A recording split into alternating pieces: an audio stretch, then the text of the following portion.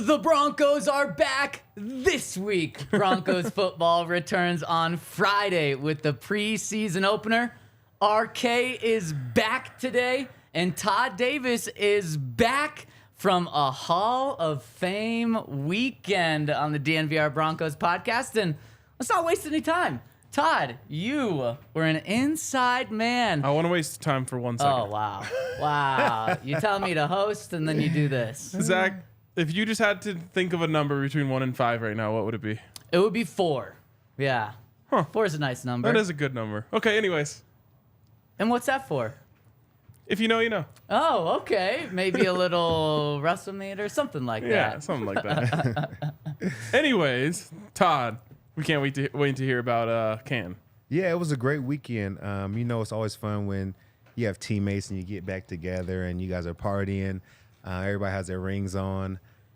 We may or may not be having a couple of drinks, feeling pretty good about everything. But it was just an honor to be there, honor to see my friend get inducted to the Hall of Fame.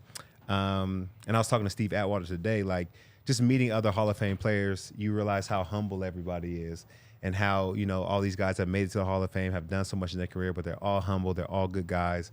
And we had an amazing time. Man, that is so cool. Okay, can you take us through your weekend? Because you got there Friday, is that right? I ended up getting there Saturday. So I got there Saturday morning, and we go right from the plane right to the stadium because, we don't have much time because Hall of Famers are getting up ready to speak. I think D. Ware was the third Hall of Famer to speak. And so we got there. So a lot of my teammates saw everybody from Vaughn to Peyton to Shaq Barrett to Chris Harris. I think it was just like a Super Bowl 50 reunion across the board. And then right after that, we go to Shula's. We have dinner. We're having a good time, still keeping things rolling. The finale of the night was his party. So every Hall of Famer has a party the day they're inducted. He had his at a golf course, and it was beautiful. Had a lot of drinks, had a lot of fun, and just made a great night. Yeah. I'm sure there are things that you can't share. But give us a couple stories, or at least one good story from that night. I think being able to be with everybody and the guys that weren't there were missed the most. So we sat down and we talked about Demaryius Thomas and Ronnie and the guys that meant so much to us. And just were able to sit back and remember like a lot of good times with us and those guys. I think really that meant the most to me. It probably was the best time.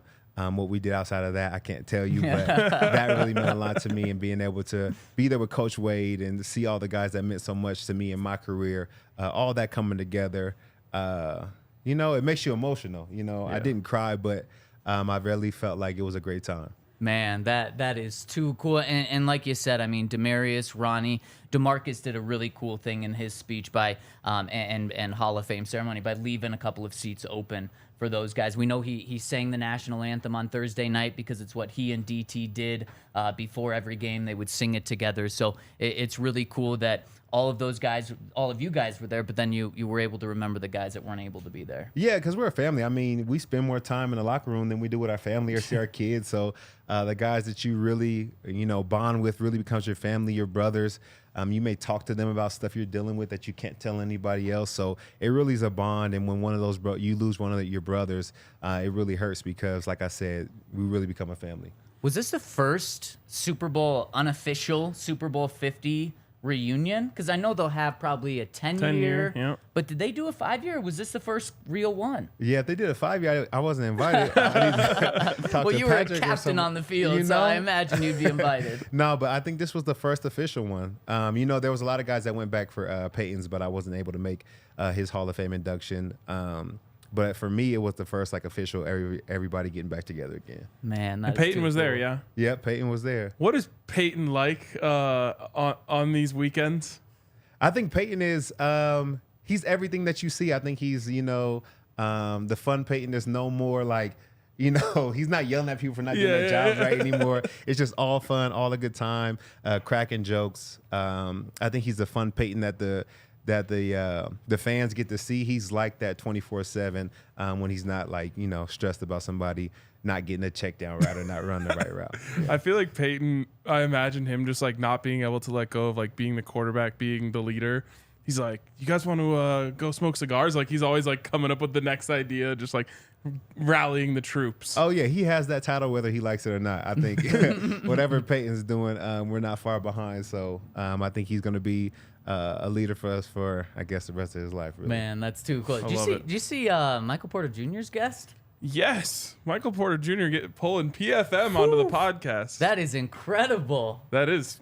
Good job, MPJ. Yeah, seriously. I mean, we know a former teammate of Peyton's. Maybe he can pull some strings. You can put that pressure on him. I can see what I can make happen. You know, never say never. There we go. I love it. Leave the door open. And I mean, speaking of Peyton, obviously a Hall of Famer that was there. You played in the NFL. You probably don't get starstruck often, if it ever. But if you're ever gonna get starstruck, it's probably there at the Hall of Fame with all the Hall of Famers there. Yep. Was there anyone that you saw that you're like, oh damn? You know, I really don't get starstruck too often. Except for right now. Except for right now. Ryan, You guys are pretty bright right now. You're lighting up the stage. But just I think Steve Atwater is one of my favorite guys. I know he's another Bronco, but I feel like I like him as a person and as a man. So just anytime I get to be around Steve and have a good conversation with him, he's one of the top 5 people that ever lived. So I think he's just a great guy. It's funny you bring up Steve, and I don't want to gas you up too much, but demeanor-wise, you remind me a lot of Steve Atwater. And I think Justin Simmons also falls into that category. Like, you guys all remind me of each other the way that you carry them yourselves. Oh, well, thank you. I'll definitely take that, and I appreciate that. So, yeah, I think he's a great man. And even talking with him today, like, there's so much you can learn from him, and he's such a good, humble, nice guy. And finally, he got inducted to the Hall of Fame as well. Yes. I feel like that was where they waited a little bit too long to get him in there, but enough's enough. He's in there, so I'm happy for him. You fit right into the pod because I think when anyone asks us for the past 6 years, who's your favorite Bronco of all time, Steve Atwater's in the conversation, not just because of how good of a football player he was, but just how good of a guy he is. And you can't relate to this, but non-former players, he still treats like gold. Oh, yeah. And so it's not just, his brothers, the guys that he played on the field with, people that have been Broncos. He treats everyone like that. And that is just so cool. That's, just another reason to love Steve Atwater and be so happy that he's now in the Hall. Yeah, I always say when we talk about him, they say don't meet your heroes. I always say, unless your hero is Steve Atwater, then definitely meet him. Or For Todd sure. Davis. There you go. Yeah. Exactly. Or Justin Simmons. I think that's a real statement, though, because I think there's so many people that you may admire from afar, but if you meet him in person, you're like, I really don't like that guy, or he's totally different than I thought he was going to be. Yeah. But thank God that's not how Steve is. No, not at all. And in fact, you couldn't get enough of Steve this weekend because we go out to practice today, and maybe the third person you see is Steve, and then they just chop it up for like 45 minutes. Yeah, I forgot I was supposed to be there watching practice and got caught up in some good conversation. And how much did you miss at practice Probably- by talking to Steve? Probably nothing. You missed nothing. Absolutely nothing. In fact, I felt so bad, one, that you were out there today because we can't talk about what happened at practice, but then also not giving you the tip that you don't have to show up until like 10:50, 11 if you really want to actually see football. Yeah. He would know. That's very true. Yeah. Yeah, I forgot. But the guys look good. They look See, he flexible. They were stretching they were well. very flexible. The lines were very organized. That looked solid. That's the way Sean Payton runs things. Yeah. Crisp. Yeah. Man. Let me ask you guys this. Having been there, Todd, you now being there for a practice, Zach, what's the biggest difference for you, Zach, compared to last year when it comes to just the running of practices? Well, for me, it's just the way Sean Payton commands things. In the past, and this is going back to probably Gary Kubiak, you never really know who's running practices, like where people are. Like, in fact, Nathaniel Hackett and Vic Fangio, they both admitted, like, yeah, we don't really know where to be in practice. It's a little weird. When you're a position coach, you're with your position. When you're a coordinator, you're with that side of the ball. If you're on the offensive side, you're with the quarterback. If you're on the defensive side, you're probably bumping around a little bit. But both Vic Fangio and Nathaniel Hackett both said, we don't really know where to be. And it's like, kind of funny in the moment. And then it's like, maybe little you should know. concerning. Yeah, maybe you should know exactly where you're going to be. And there's no question about that with Sean Payton. And you can see it even being 50 yards away on the berm. And he has everyone's attention. He's right in the middle of everything. And of course, on the offensive side, it's easier for him to be in the middle of everything. But to me, it is just very, very clear cut. Yeah, I think so as well. And going back to your point about Vic Fangio and Nathaniel Hackett, I think it translated into game day. Game day felt chaotic. It didn't feel like it was a well-oiled machine by any means. I remember that Vic Fangio even wanted to be in the box. Like, he's the head coach and asked him to be in the box. Like, I think they just maybe weren't the best to be the first-time head coaches here. Yeah. And I think it translated well by how the team was run. But Sean Payton, he's a veteran head coach. He knows what he's doing. And he has complete control over the team. And I think that's something that this Denver Broncos specifically really needed. Just because you brought it up, and I've always been curious about this, I personally thought it might have worked to put Vic Fangio in the box, because it's not like he's one of those guys on the sidelines like riling everyone up. He had spent his whole career in the box calling defense. I was like, maybe it's not the worst idea. Like, appoint Mike Munchak as like the on-field coach and let Vic Fangio go do what he does best up in the booth. But it's just the optics of it. That's what I think was the problem. I think, like, your head coach has to be down on the field. He has to be down there, whether throwing the challenge flag or just for the team, for people to see him on the sidelines. Like, it's important. Because I don't know who you feed off of or who you look at in game time decisions if your head coach is not there. That's like, fair. Imagine if Sean or Aqib or anybody else was up in the box the whole time. It would just look weird. Right. It's like 4th and 1 on like the 49. Yep. And everyone looks over to the sideline. Everyone's and then we gotta look at the box. Right? He holds up a sign. Go. What do you think? Since we're talking about this, do you think a head coach can call the plays as well, whether that's on offense or defense? Because Nathaniel Hackett did it for a little bit until things went really sideways, and he gave that up. Vic Fangio did it for the defense. Vance calling the plays? Was it like a hybrid with him and Joe Woods? Yeah, I say it was a hybrid between the two. They really worked together on game plan, and I think that they would both call plays during the game. And you can find some coaches that are very successful doing it the CEO route, where they're not calling plays for anything. They just let their coordinators do it. You can also find guys, Sean McVay, very successful, calls the Rams plays. Is there one that's better for a coach? And or for the players, I should say. Personally, I would do. If I was the head coach, I wouldn't call any plays. I would hire the right people, put them in the right positions, and let them do their job. I think as a head coach, it's important to, one, know your coaches, know your players, know how they work, know how they think, so that you can orchestrate the best team possible. And you have to be a people person. You have to be able to be in the media. You have to be able to bring guys together. But I don't necessarily think you have to be great with the X's and O's, as long as you hire the guys that are. So if I was a head coach, I would primarily let somebody else call the plays, unless something's going downhill. If we had like a last year situation, then I'm like, give me that play, but I'm calling plays now. That's what I was going to say is I think if I were in that position, I would have a really hard time if I thought something should have been called. Let's say it's 4th and 1, 49, fourth quarter, and I'm an offensive head coach. I would have such a hard time if they called like dive and it got stuffed, and I was like, I thought we should have gone play action. I think it would be really hard to give that up and not be like, okay, well, this is a really important play. Let me call this one. At the end of the day, the NFL, whether you're a player, a GM, a coach, it's all about self-preservation and keeping your job for as long as you can. And we always say, once a head coach gives up play calling duties, it means things are going way wrong. Yep. That's kind of the first sign of like, yep, this guy's probably going to be fired, whether it's in a couple of weeks, whether it's at the end of the season. What if they did the opposite, though? If you start without play calling duties and things are going really wrong, if you take that back, can't that buy you a little bit of time? And maybe instead of it being like, well, this is my first step to getting fired, maybe like, oh, this is my first step to maybe saving my job? That's not a bad way of looking at it. Yeah, I think that's actually smart, because, while things are going downhill and you have to answer to the owner and the president, you're like, hey, man, I'm giving this guy a chance making the calls. It's not me, but I'm going to take it back and, maybe I can make something happen for it. So I think that would buy you a little bit more time. Yeah. Sometimes, though, like, if you don't have the guys, the plays that you call just don't matter. It's very true. It's very true. I have one more question on this. You've played for an offensive head coach. You played for a defensive head coach. You've multiple. When you are on the other side, so like the Broncos defense would be now from Sean Payton, is it kind of annoying of like you can feel maybe some bias towards the offensive side of the ball?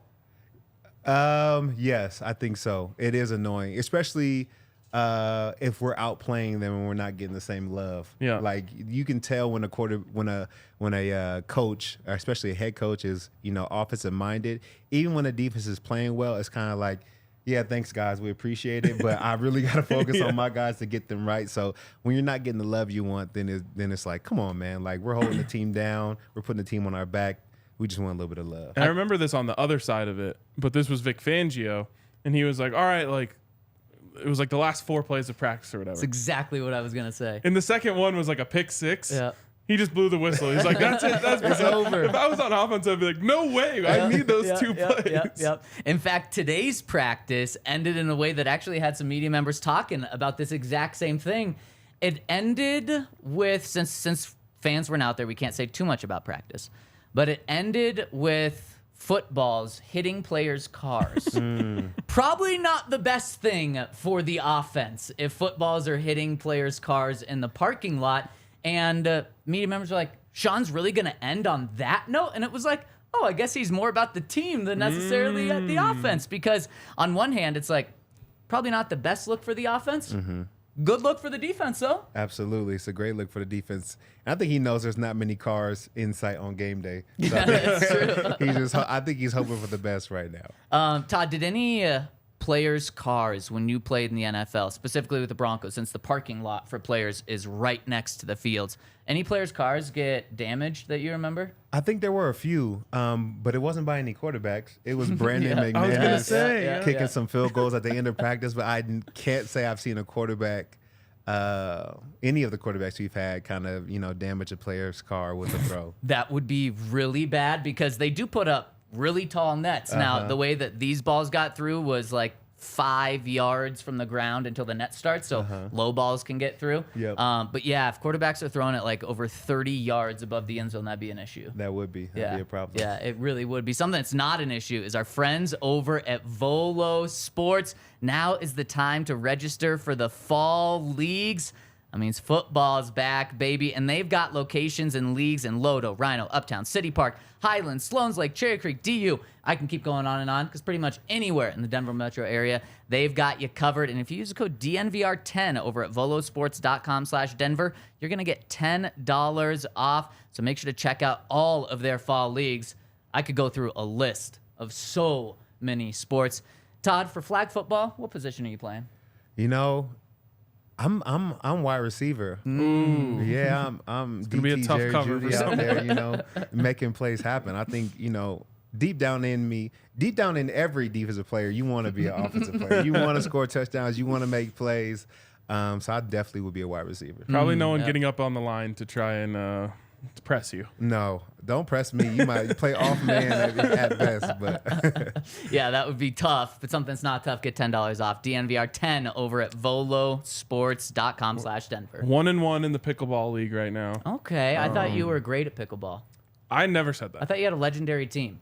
Henry's in the comment section. Henry, you need to help me here. Ryan was pumping himself up big time in pickleball. I'm pretty new to the game. I've only like the 2 games that we played were the second and third time I've ever played pickleball. What? Oh, you're a good ping pong player. I am solid at ping pong. That's what I'm using Henry, I need your that help should here. translate pretty well to pickleball. So it translates well. Okay. Eric, though, Yes. who joined me for the game that we won, is like he competed for state championships in tennis. Yeah. And he's our ace. So he also just bought his own paddle. High expectations for Wednesday. Putting the pressure on. Yep. Why don't you tell us about your second home? My second home, Breckenridge Brewery? No. My second home. You called this your second home last week. Circa. Boom. Circa. That place is sick. It's also Yarmer Yager's second home, I learned, because both times I was there, he was there. This place is the best, man. It's cool because, when you go to Vegas, you're used to the strip experience. But if you ever make your way over to Old Town or downtown Vegas on the other side, it's kind of like a different vibe. I would, compare it to like the dive bar scene of Vegas. That being said, Circa is like an oasis. It's basically like a strip level hotel on that side of Vegas. So, the tables are a little cheaper. You can find a meal probably for like under $200. So you have this cool kind of oasis at Circa. Speaking of oasis, stadium swim, the ultimate oasis. Hop in the pool, play some bets, and watch, I don't know, a Jumbotron level TV. We watched the UFC fight when we were there, and it was so cool because it was nighttime, like the sun had just gone down, and we're all out there. We've got like big bets on these UFC guys, and everyone around the pool has their bets on their guys. So there's like big cheers for everything that happens. It's just a great place. So did they hit? If you're going to Vegas, we hit a big one. Woo. And the celebrations were epic. So if you're going to Vegas, check out Circa. Honestly, it's amazing. They've got a ton of great restaurants. I said the other day you could just spend your whole time in there if you want to stay out of the heat. And use the code DNVR20 for 20% off your stay. All right. That's legit. We're going to talk about it. Let's pull up the How Back is Russ after practice executive today. Decision. I think we can. I think we're good with this. So pull it up. Let's see how Russ was today. Remember, we're coming off back-to-back days of a 3 for Russ, which is better than it's been, and a 5. So let's see if he carried that momentum into today. Here, try not to blow out the listeners' ears right now. Oh my gosh, just buying Well, you called time. an audible. You called an audible. He asked me before the show what was it, and I told him. I thought he was ready to go. No, but you said we weren't going to use it. Oh my goodness. My goodness. That's like saying, should we have this play ready for the game? And the coach is like, yeah, we should have it ready. And then the play comes in, and the player's like, what are we doing? That's like the coach saying, no, you shouldn't have it ready, and then calling it in the game. Ready. Anyways, we don't even have to play it today. Russ was unlimited. He was Mr. Unlimited today, which is a 4 out of 5. So he's stacking days, which is about the best thing that we could hear out of Broncos camp. Now, they were in shoulder pads, not full pads, so wasn't a full practice. They didn't do too much, but Russ once again looked sharp. They did some red zone. He looked sharp in the red zone area, including a touchdown pass to Jerry Jeudy, where he really thread the needle in the middle of the defense. So it's encouraging to see that now he's starting to win a little bit in the pocket, along with outside the pocket. Yeah, I think he's, like you said, stacking days. That's all you want from your players, your teammates. Just get better every day, and I think you're starting to see it. Like we mentioned earlier on the podcast last week, Sean Payton was putting him in some tough situations. He wanted to see how he would respond. And I think now he's starting to craft the Russell Wilson that we're going to see, week 1. So he's getting better with time, and then hopefully this just continues to carry over so he can be out there playing his best football. Because believe me, I think as Russell goes, the team goes. So they need him to produce.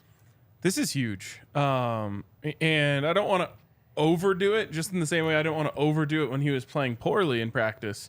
But it could have gotten ugly there. Yep. If he went 1-2-1 over the last 3 days, like now we're over halfway through camp. He hasn't had a good day yet. That's scary. Instead, 3 good days in a row makes me feel exponentially better about where this team's going. It's funny though, because narratives are written early, no matter what.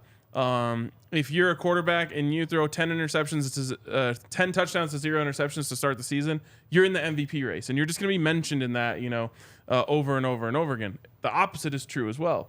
And I think that applies to this training camp. I think there's a lot of people who are, I don't want to call them casual Broncos fans, but not someone who tunes in every single day to know what's going on with the team. Shout out to those people listening right now. Yes. Who heard Russ was bad in the first 3 practices, and are just like, we're cooked. Season's over. And so he's going to have to really kind of continue to do this for the narrative about who Russell Wilson is in this training camp to change. And also, only 3,000 fans are allowed to practice a day. So, when the most people are going to be watching, it's going to be this Friday night at 8 p.m. There's going to be so many more people watching. And if Russ comes out and looks good, then especially stacking days now, then having a good series or 2, people will feel a lot more comfortable with him. And then, as Todd said, they're just going to say that first week, and I'll be saying that we can write that off because that truly was Sean kind of pushing some levers, seeing what Russ can do. Now they're kind of dialing into a system. If Russ goes out there and looks bad, then people are going to say, well, he had 3 good days out of 11, so 8 bad days and only 3 good days, and now a bad game. So, I mean, this preseason game is going to be big, and we will see Russell Wilson play in the preseason.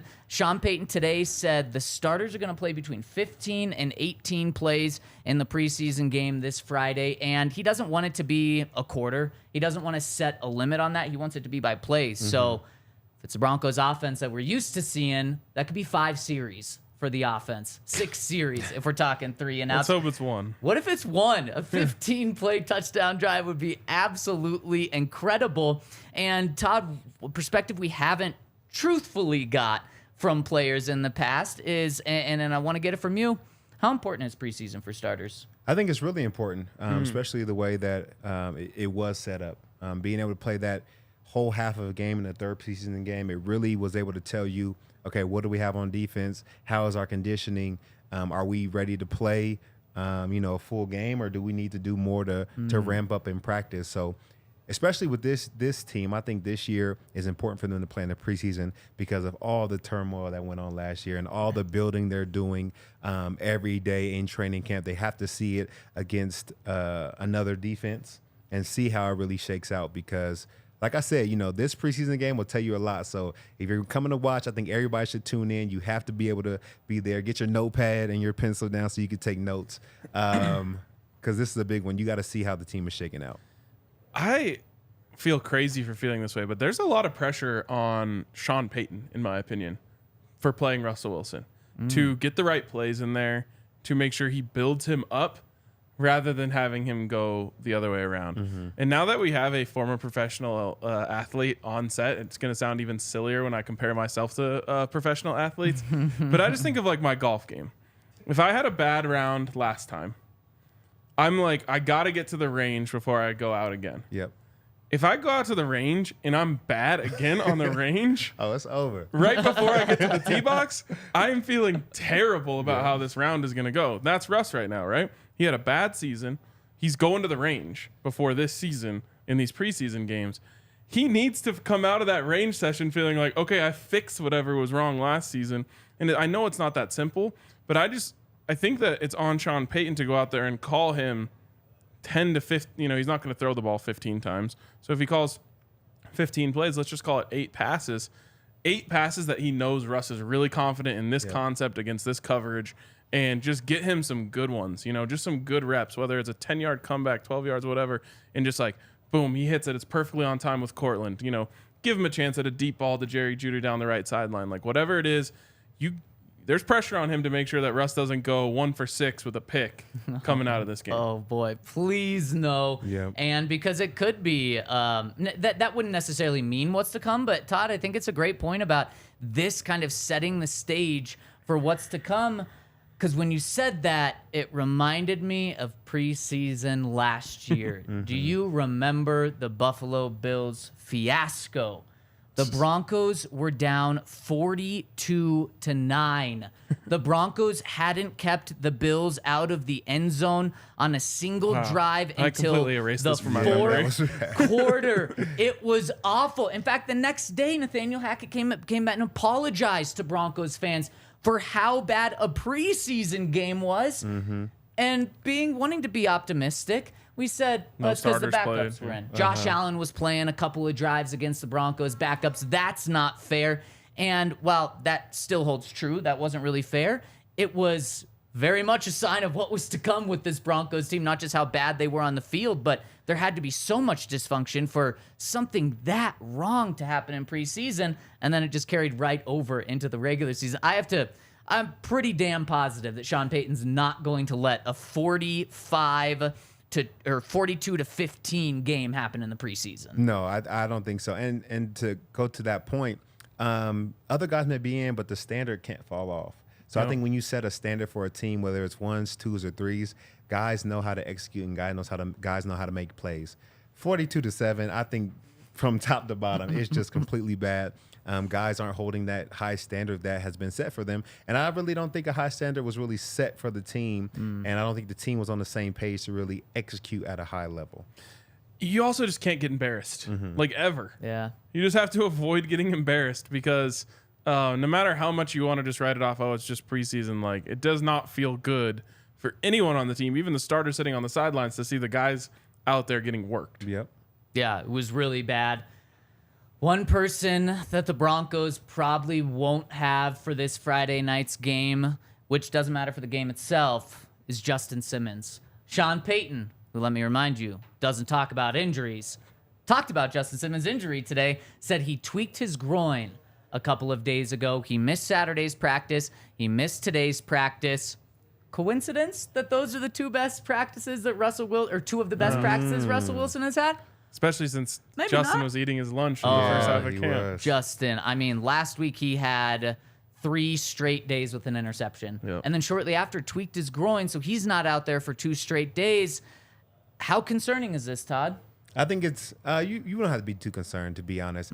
I think it's a growing. I think that it takes time to heal, and we don't need Justin Simmons right now as much as we would like to have him out there. It's more important that he comes back healthy. But I think guys come back from growings all the time. I think he'll be healthy. He has a wife to make sure everything is fine down there. His growing is good, so he'll bounce back. He'll bounce back, and I think he'll have a great season, of course. That was good. I just loved it. Who was it? Was it Vance or was it Vic who would say a player has a little groin? He's just got a little groin. That maybe was said about you. never. By the head coach. I think that at was times. Vance. I think that was Vance. Yeah. The best part about this is that Justin doesn't need to practice. Like, this is Justin Simmons we're talking about. He's an all-pro.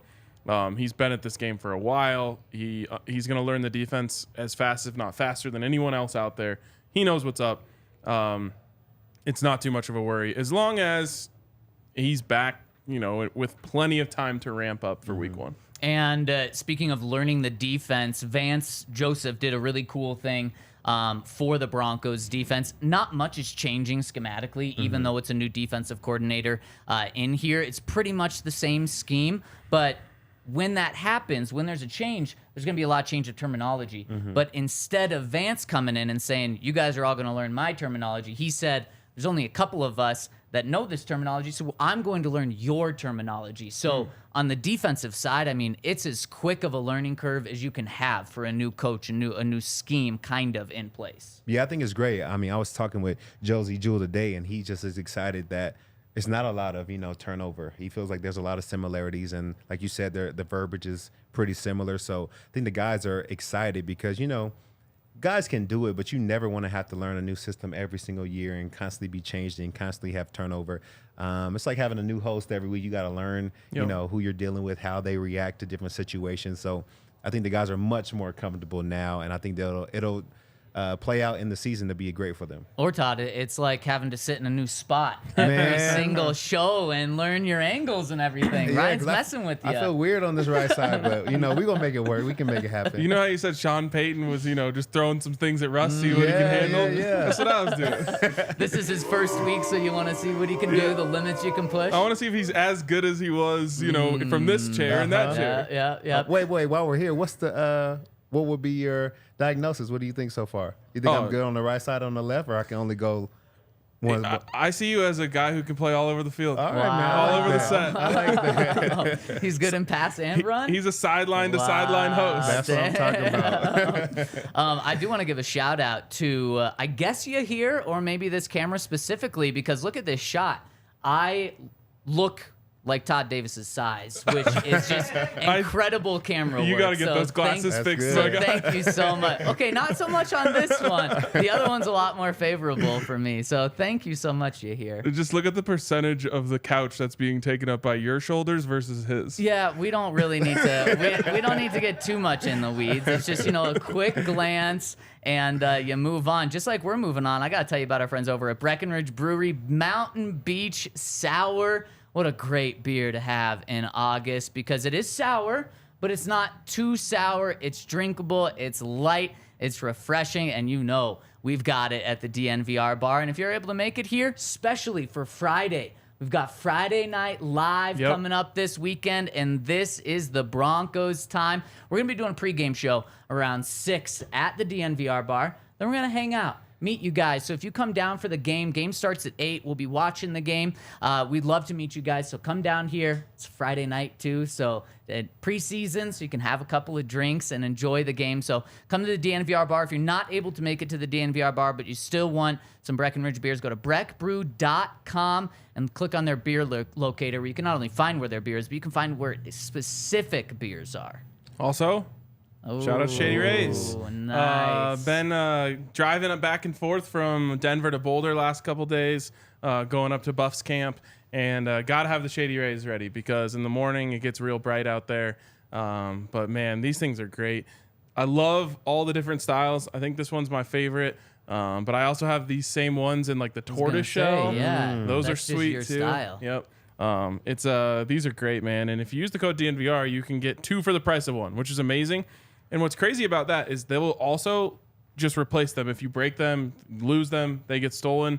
Shady Rays will just hook you right back up. So, like I said the other day, like they're looking for lifetime customers, which is my kind of business. So hit up our friends at Shady Rays. Use that code DNVR. Someone in the comment section again asked if Henry has been fired. No, he has not been fired. We're just going to have some rotating things on the set. But wouldn't it be something if Henry was fired and he's still in the comment section, just chiming into the show like he is right now? It would be.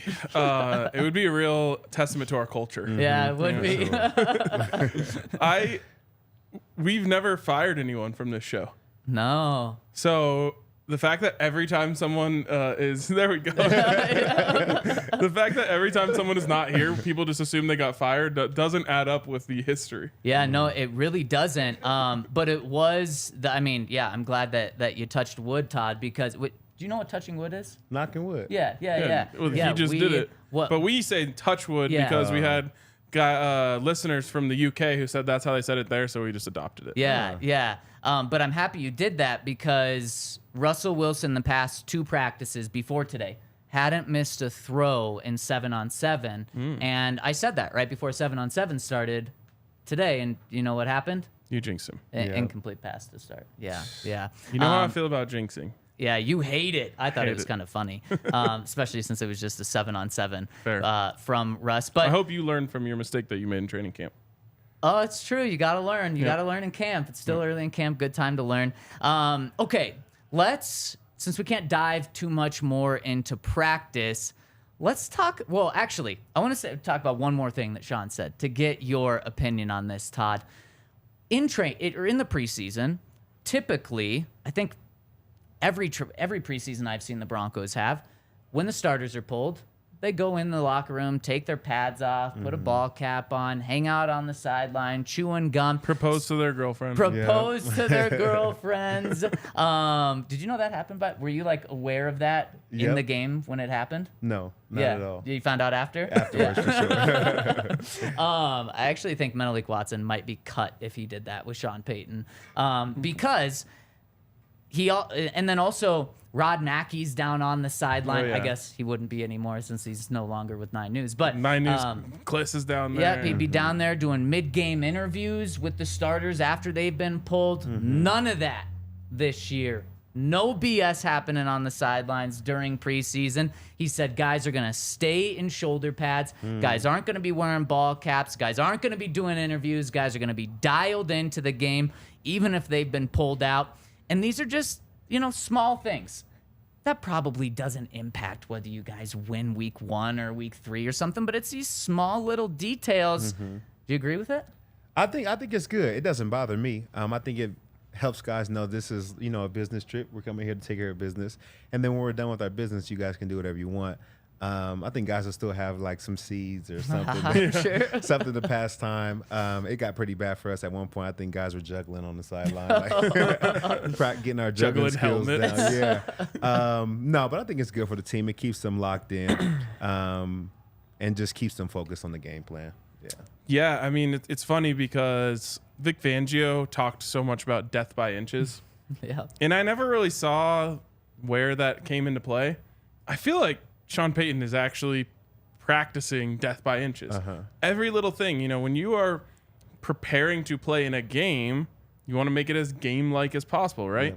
In the game, there's no reporter standing down there. The guys aren't, juggling or whatever. Yeah. I've heard even worse stories of things that were happening on the sidelines during a preseason game. So it's to me, it's like, if as a player, I would probably think it's a bit much.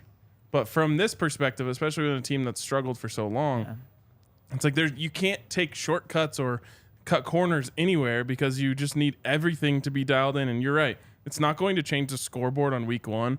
But when you just stack up these little things, it's literally that death by inches philosophy. It's like you just can't.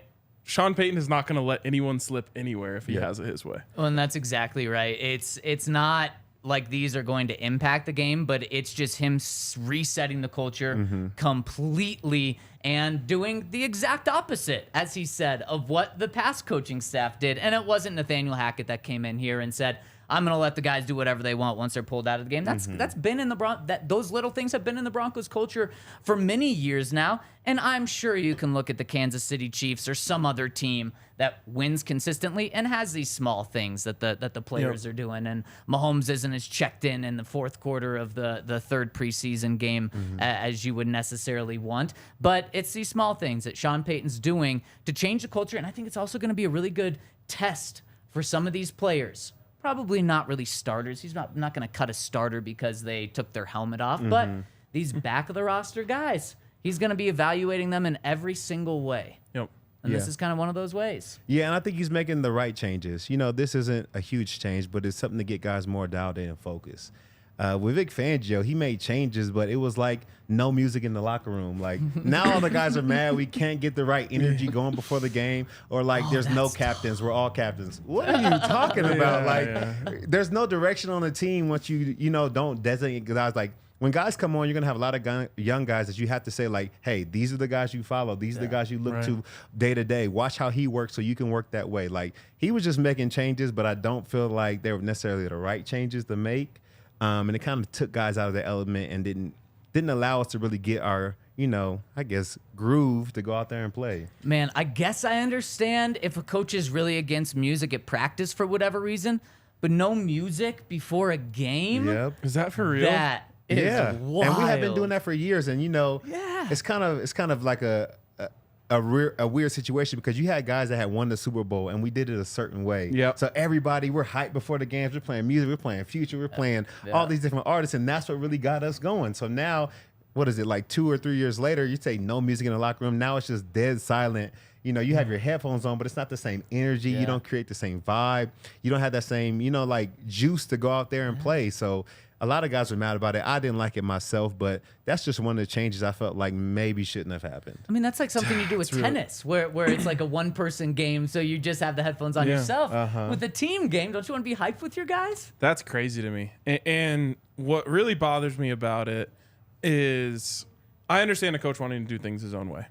And a lot of these things matter, right? Like you said, if you don't want to have music at practice, you can make the case that, okay, well, I need my players to be able to hear every single thing the coaches are saying, et cetera, et cetera, et cetera. But when the players specifically are saying, like, hey, we don't like this before the game, it's not getting us juice enough. And then there were games in that era where the team came out flat.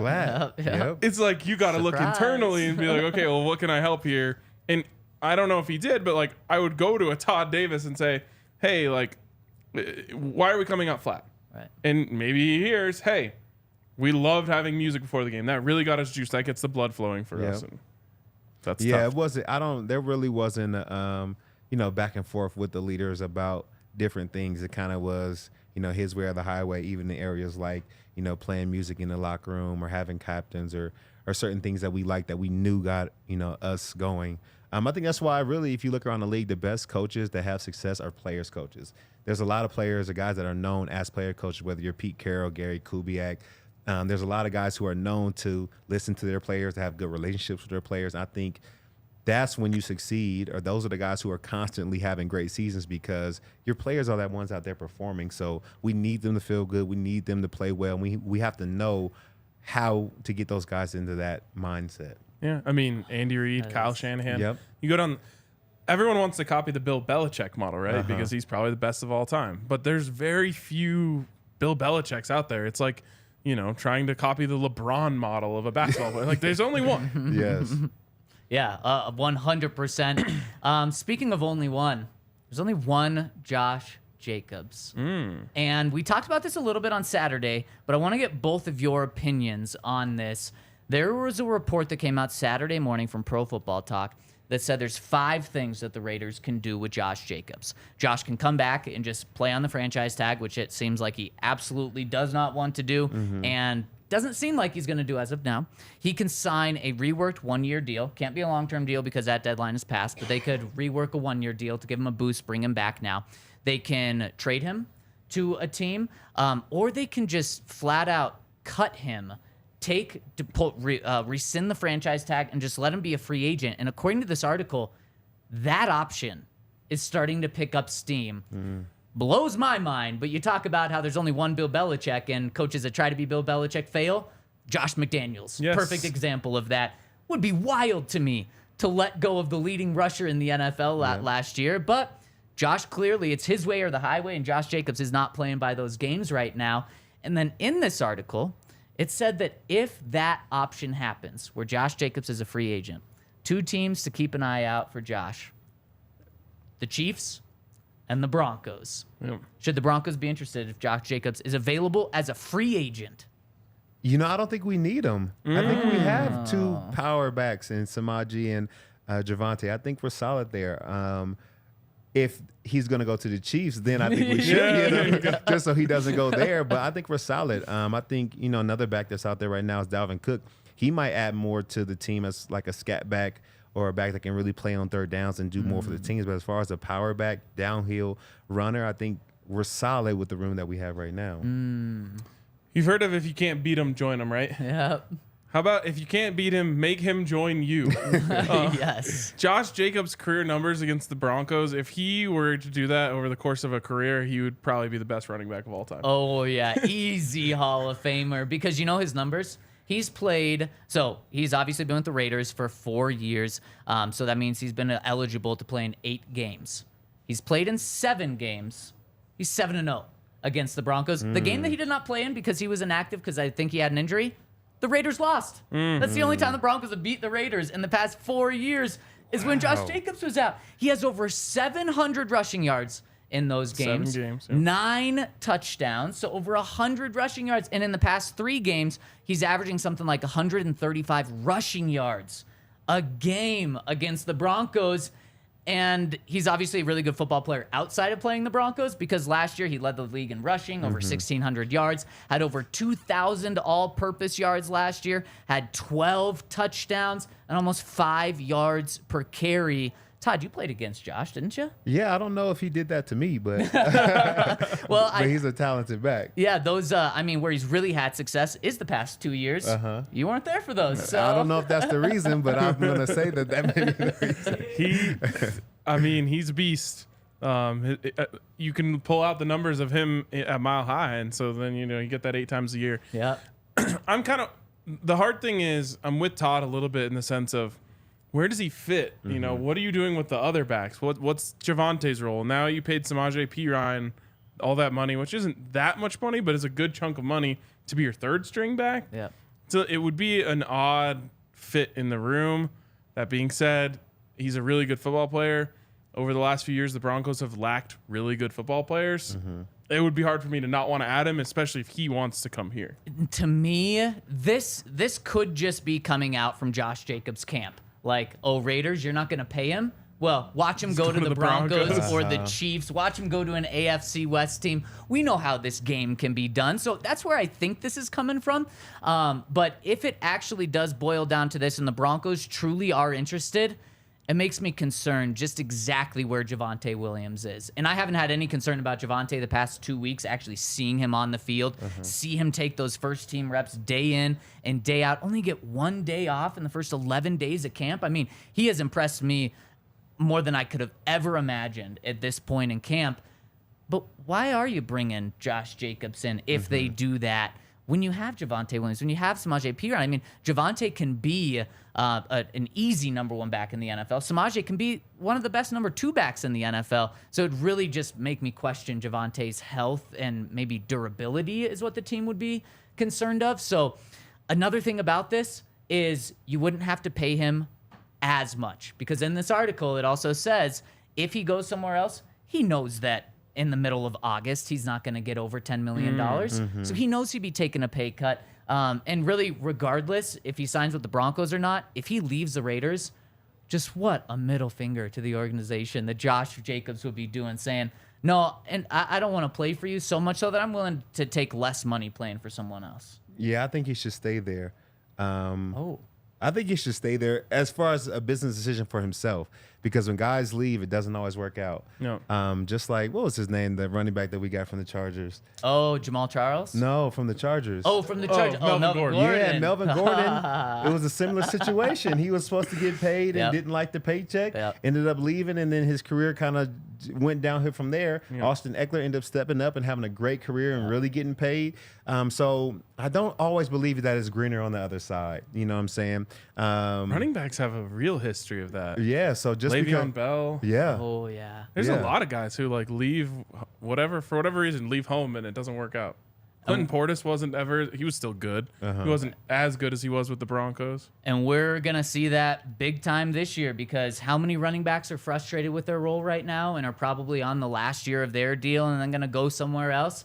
Is it going to be worth paying a Tony Pollard $15 million on the open market after this year? Same with Josh Jacobs. Same with potentially Dalvin Cook. So it is crazy. I mean, it's because you have guys like Todd Davis hitting them 300 times in a season. You know, they can't handle the impact. You know what I'm saying? What did Marshawn Lynch say? You know, they don't like it when you hit them in the face. You know what I'm saying? Somebody's going to want to stop after a while. It was something like that. Something like that. Something like that. I'm so happy that Todd had to be reminded who Melvin Gordon was. That's my guy, too. Shout out to Melvin. I love it. You know, us former players, CTE is a real thing, man. You know, I don't have any, but sometimes I forget a couple things. I forget a lot of things, and I played high school football, so yeah, it may not just be the I don't football. think you get to blame the football. We're gonna catch you up on Melvin after the show too. Final thing on this, I think if you do sign Dalvin or if you do sign Josh Jacobs, that you trade Samaje, because Samaje, he came to the Broncos. One, he got a pretty good payday, $3.5 million for the next 2 years is pretty darn good, up to $7 million in those 2 years. But we talked to him last week, and boy, he is a man of few words. But he made one thing clear. Why I came to the Broncos is I can get a bigger role than I was going to get in Cincinnati. And I think with what's going on with Joe Mixon, he would have still got a lot of touches in Cincinnati, but he thinks he can get even more touches here. If they sign someone else and he's a third string guy, man, I think he's just going to say, get me out of here. You totally screwed me over. Trade me for a 6th or a 7th round pick or something. So you're also taking a roll of the dice there. No. Should we get into some comments? Let's do it. Let's talk to the people after we talk to the people about our friends over at Pins and Aces. Oh man, Pins and Aces is the best training camp gear because it's super light, super breathable, and also stylish. And as you guys see, I mean, Todd's rocking this awesome shirt right now. Out of training camp, it's a little bit of a fashion show. And so if you don't have any Broncos gear, you wear some Pins and Aces. And then, of course, if it's good for training camp and like 90-degree heat sitting on grass, it's good when you're walking the golf course in 90-degree heat walking. So make sure to check out Pins and Aces. Use that code DNVR to get 15% off. We love Pins and Aces. We know you're going to love it too. I say this in a good way. That's a loud shirt.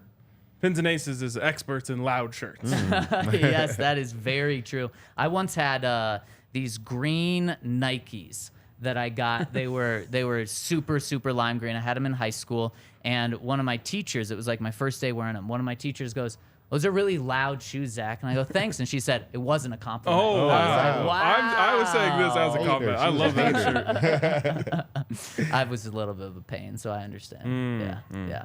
How about, Ryan, why don't you tell us about our friends over at...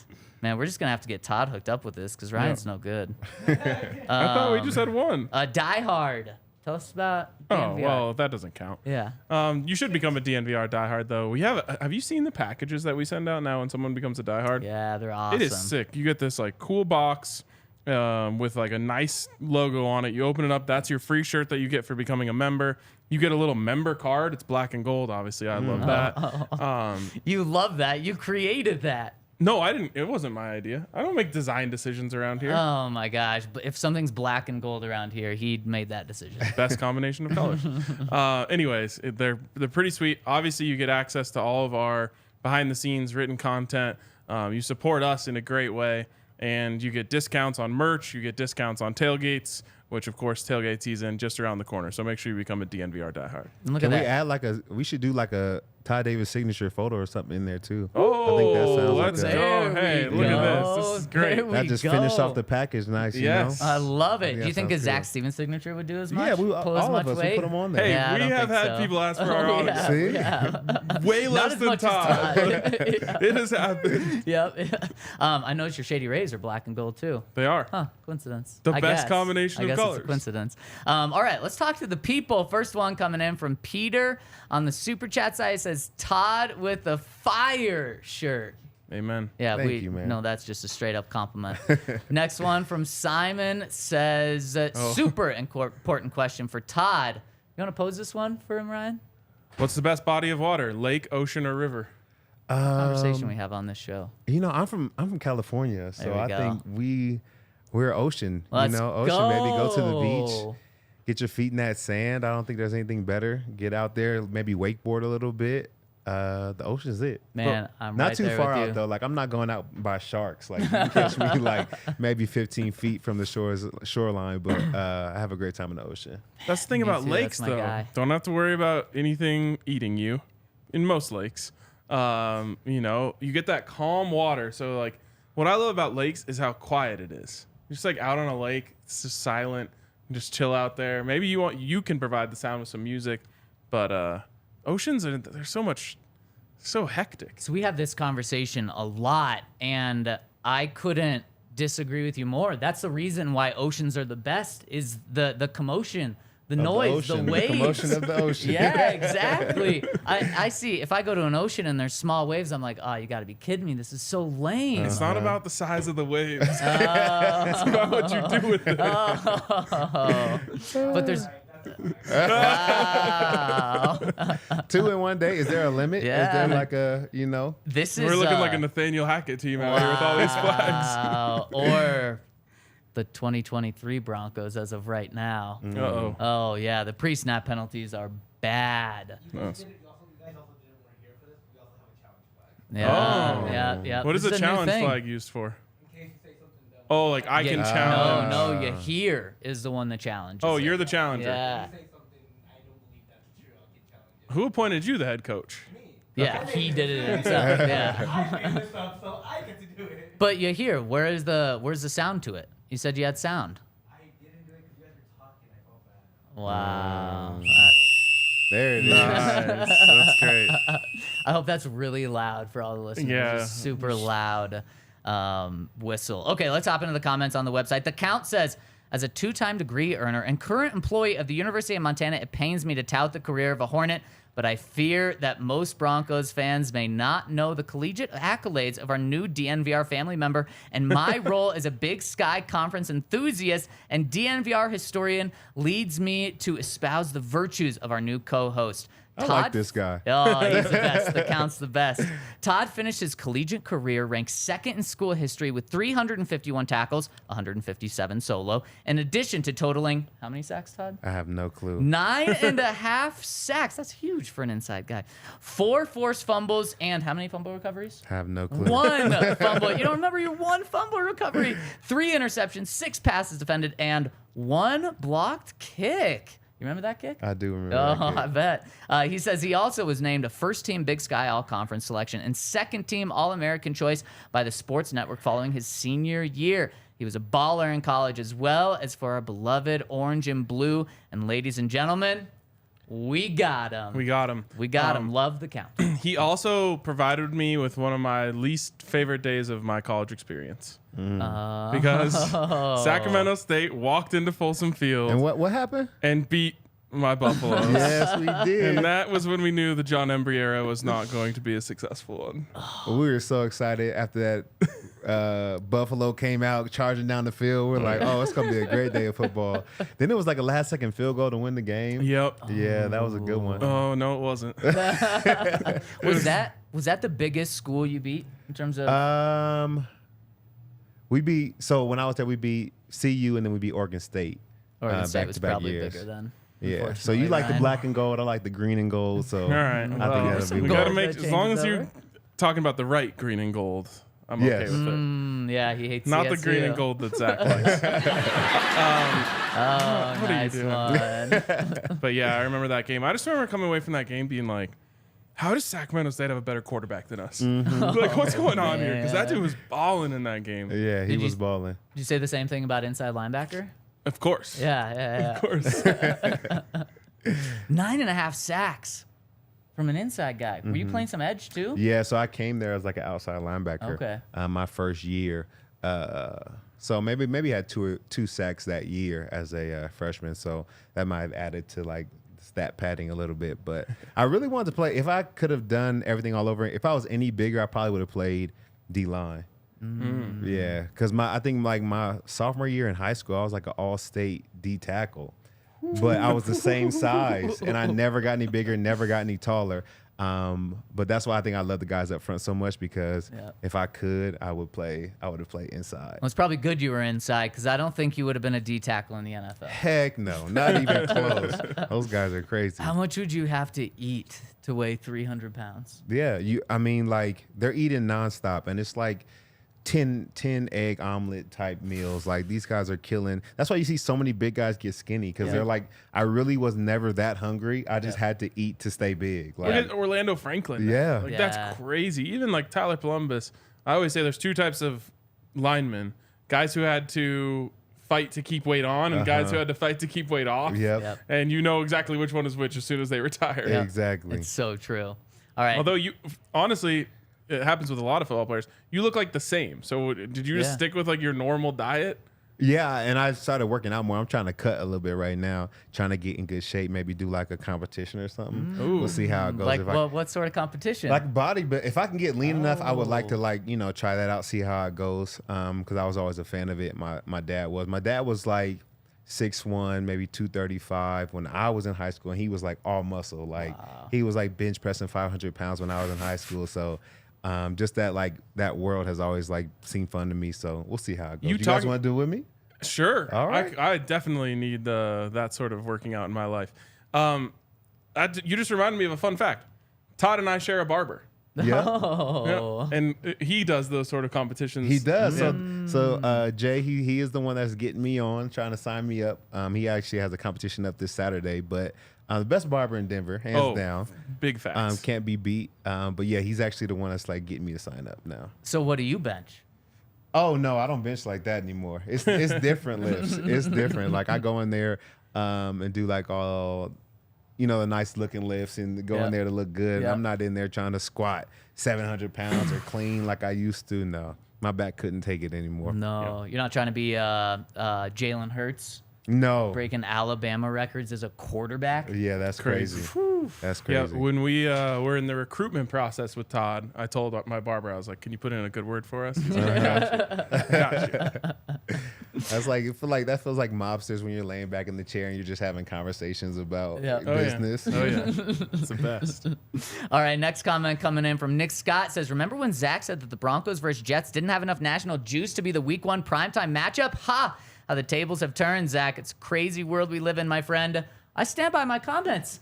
At the time, it didn't have national juice, thanks to Sean Payton going unbelievably viral and saying things I've never heard a head coach say.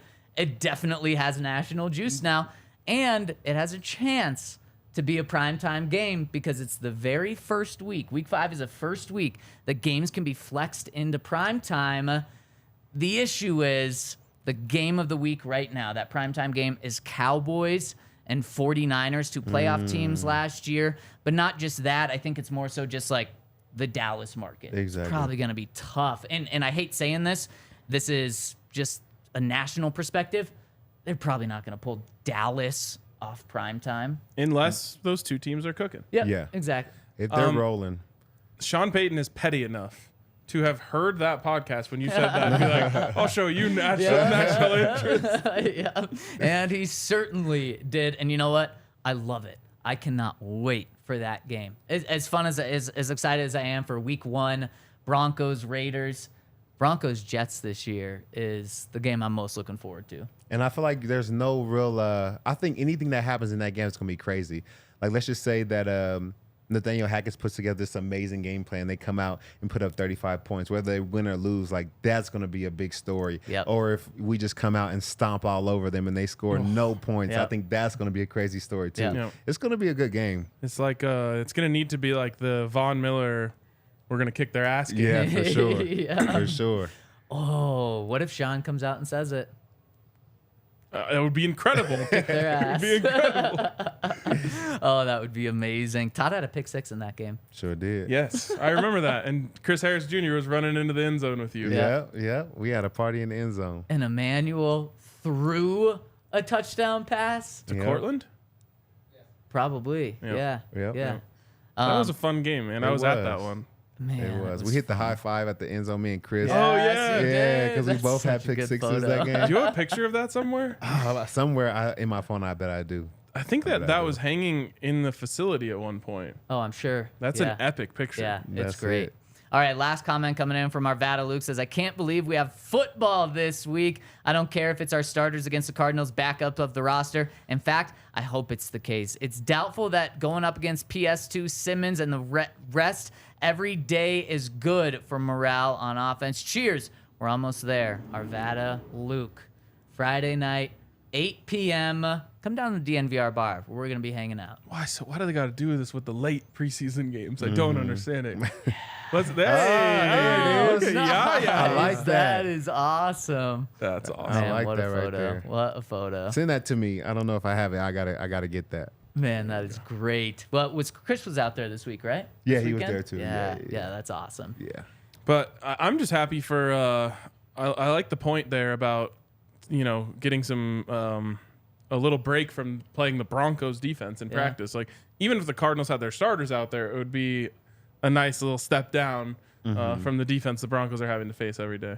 It's either going to be just a great momentum builder for the offense, or Don't do it. it's going to be scary if like the Cardinals play their backups and Russ can't get stuff going. So Like I said, pressure on Sean Payton. yeah, no, it really is pressure on both of those guys, and it's here. It's football week, baby.